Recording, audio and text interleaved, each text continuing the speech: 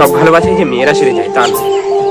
কিছু কিছু মেয়েরা এমন ভাবে ভালোবাসে যে তার বেকার ভালোবাসার মানুষকে একটা উচ্চ আসনে বসিয়ে দেয়, তার ফ্যামিলির বিরুদ্ধে গিয়ে তাকে তার ভালোবাসার পরিচয় দেয়। সত্যি কথা বলতে আজকের এই গল্পটি একটা দাদা দিয়েছে। দাদাটা এমন ভাবে বলেন যে একটা মেয়েকে অতিরিক্ত পরিমাণে ভালোবাসে। তাদের পরিচয় কলেজ লাইফে। প্রথমেই মেয়েটাকেই ভালো লাগে আমার, তো তাই আমি তাকে প্রপোজ করি। কিন্তু সে খুব রাগী আর জেদি স্বভাবের ছিল। সে কোনো মতেই আমাকে ভালোবাসতে চাইছিল না, কিন্তু আমার এতটুকু বিশ্বাস ছিল যে আমি তাকে ভালোবাসে তাকে নিজের করে নিই। তাই একদিন সেটা সত্যি হয়ে গেল। সে মেয়েটিও সেটিকে ভালোবাসতে শুরু করে। ভালোই চলছিল তাদের রিলেশন। কোথায় বলে না বেশি সুখ জীবনে থাকে না, ঠিক তেমনি হুট করেই তার ফ্যামিলির লোক ছেলে দেখতে শুরু করে।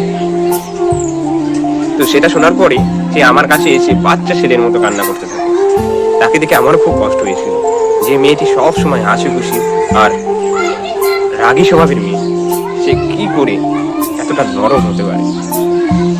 তার কান্না সইতে না পেরে আমি তাকে নিয়ে তার বাড়িতে গিয়েছিলাম। কতটা রিকোয়েস্ট করেছিলাম তার ফ্যামিলির লোককে, কিন্তু তার ফ্যামিলির লোকের একটাই কথা, আমি এখন বেকার, কি করে যে বেকার ছেলের হাতে তার মেয়েকে তুলে দেবে। সত্যি কথা বলতে এটাও একটা ঠিক কারণ ছিল যে আমি সত্যি বেকার ছিলাম। কিন্তু তাদের কাছে আমি একটু রিকোয়েস্ট করেছিলাম যে কিছুটা সময় আমাকে দিন, আমি কথা দিচ্ছি কিছু একটা করি, আপনার মেয়েকে আমি নিয়ে যাবো। কিন্তু তারা সেই মুহূর্তে আমার কোনো কথাই শুনেনি।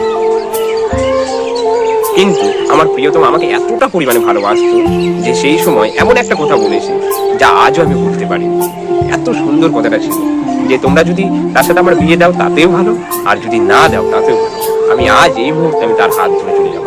আমার বিশ্বাস আছে একদিন সে অনেক বড় হবে এবং আমার সব চাওয়া পাওয়া এবং আমার ভালোবাসা সব ও দেবে।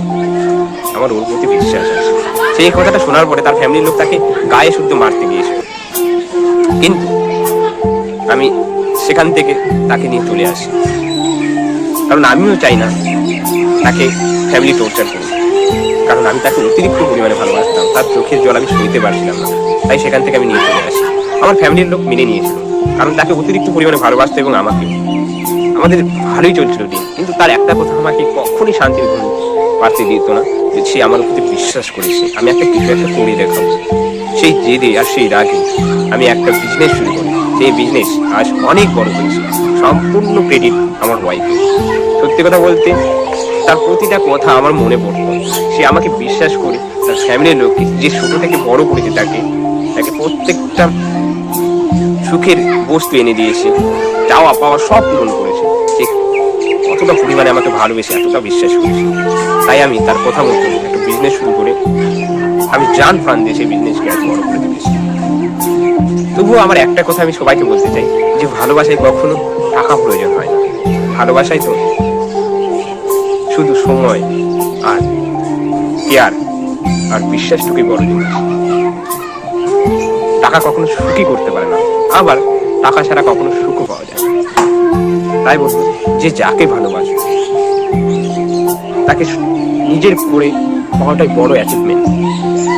কারণ সবাই ভালোবাসতে পারে, কেউ তাকে টিকিয়ে রাখতে পারে না। আজ সে বেকার, একসময় সে একটা কিছু একটা করে দেখাবে। সত্যি কথা বলতে এরকম মেয়ের জন্য আজও ভালোবাসা টিকে